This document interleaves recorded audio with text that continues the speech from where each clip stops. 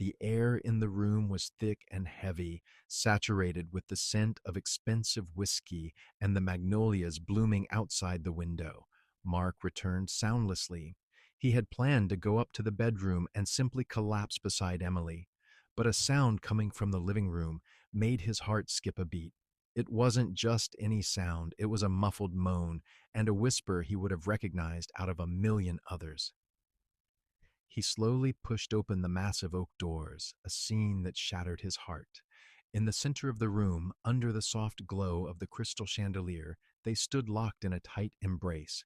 His best friend, James, held Emily firmly by the waist, pressing her against the wall.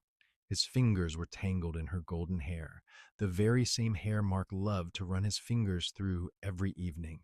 They were kissing. This wasn't a casual peck or a moment of weakness. It was a kiss fueled by hunger and possessive desperation.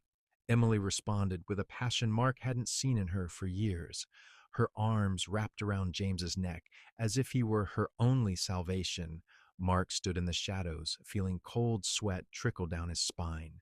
He watched his best friend, the man he had shared everything with since childhood, kissing his wife directly beneath their wedding portrait. The confrontation arc didn't wait.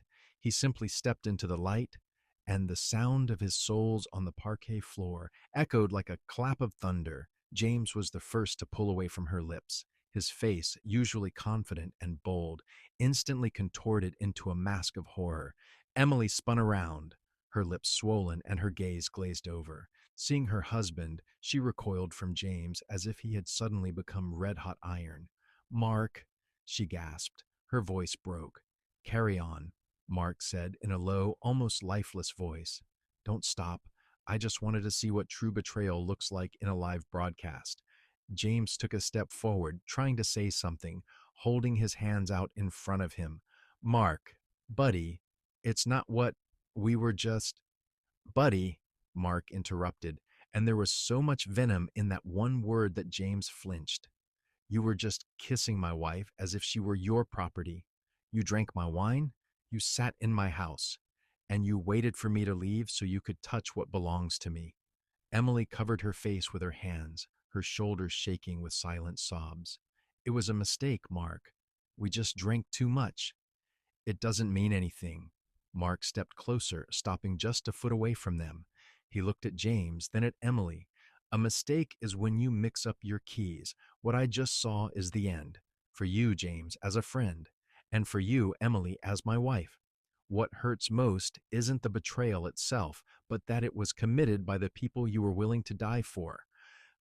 "Find yourselves another room to kiss in," Mark snapped, pulling out his phone. "I'm calling a cab for James. And you, Emily, pack your bags. The bedroom is mine tonight. Your last night in this house is over." He turned and walked toward the stairs without looking back. He heard James behind him trying to whisper something to Emily, but she only pushed him away. Now that the secret was out, their passion withered in seconds, leaving behind nothing but shame and the ashes of what was once called love.